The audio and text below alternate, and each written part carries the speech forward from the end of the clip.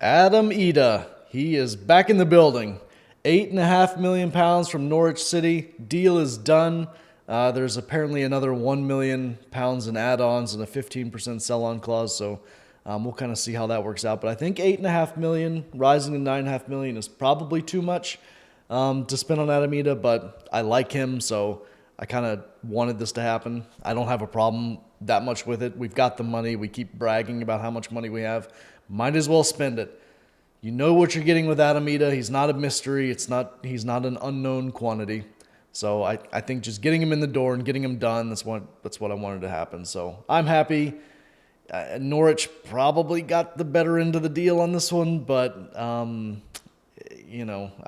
just mad that it took all summer to get it done, and then we still ended up having to pay a pretty high price for him. So, anyways, I think he's worth it, but I would have liked to see a little bit less money.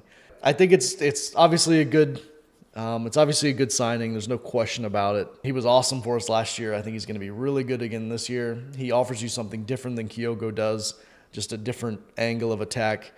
Sometimes Kyogo's style of play just doesn't suit the teams that we're playing against. These teams that sit back in the low block. Kyogo has no space, even though sometimes even against the low block, he can still be pretty effective, but sometimes they just really leave you with no choice. But obviously also just providing cover for injuries and stuff like that. I think we need a third striker still. I think we definitely need a third striker just in case for emergencies. That was supposed to be the Rocco Vada spot, but he's moved on. So we do need somebody else just to provide emergency cover and maybe just a good young striker to develop over the next few years. The next priority for me for transfers has to be left back. That is now the number one priority. We have got to get a left back to compete with Greg Taylor. There's no question about that. I love Greg Taylor. I think he's been playing really, really well, but he has to have somebody pushing him. To me, best case scenario is getting someone that's better than Greg Taylor and have Greg Taylor pushing them. But we'll see how that plans out. I like Greg Taylor, so if he ends up being the number one for the rest of the season, I'm completely fine with that. But we do need cover there. Right back, we're good. Center back, we need another center back.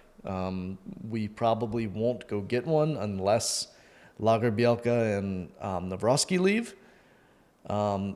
If both of those players stay and Stephen Welsh, if all three of them stay, we will not go get another center back unless one or two of them leave. So you can take that to the bank. Lagerbielke, I thought he looked good when he came in, but it's clear that Brendan Rodgers does not like him, and I trust Brendan Rodgers. So if he doesn't like him, then get him out the door, get somebody else in. Navrosky, he's just all over the map. He's just completely unreliable. He's been injured all the time. He comes in for a game or two, gets injured. He's out for 6 months, comes back in for a game or two, gets injured. I think that ship has sailed. Unless he just has a complete turnaround, I don't see him being at Celtic for much longer. Stephen Welsh, I love Stephen Welsh. I would love for him to stay and just be a squad player if that's what he wants to do. He's definitely he wouldn't be a starter for me, but, in cup games and he's another one. He's kind of like a Tony Ralston where when he comes in for a game or two, I don't feel any sort of anxiety about it. I'm not nervous about it. I feel like he comes in, he does a good job, and then he goes back on the bench, kind of not where he belongs, but, he's just a really good squad player. So I would like him to stay if we could keep him. But obviously if a good offer comes in for him, then, bye-bye. But and then the last, we're good on the wings. We're good at striker now, except for we need a third one.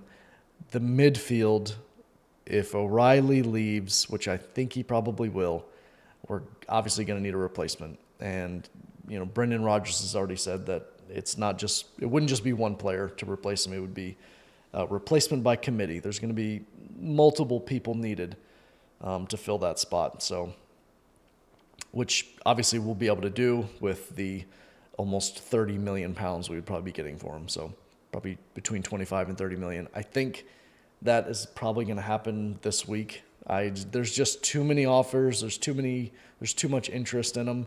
Someone is finally going to put out the money required for Celtic to snap at it, and I don't think it's going to take much more.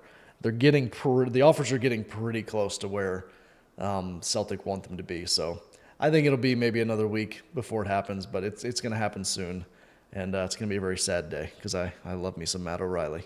So anyway, so that's kind of the state of the transfer window right now. Again, Adam Idah in the building. Glad it got done finally, and we can move on. The board can now concentrate on finding some other people to recruit rather than just trying to deal with Norwich City all summer long. They're probably going to be a little hesitant to deal with Norwich again because this has been such a mess. Norwich, they were playing hardball, and I think they probably ended up with the better end of the deal, but I'll take it. Adam Idah's in the building. Let's go.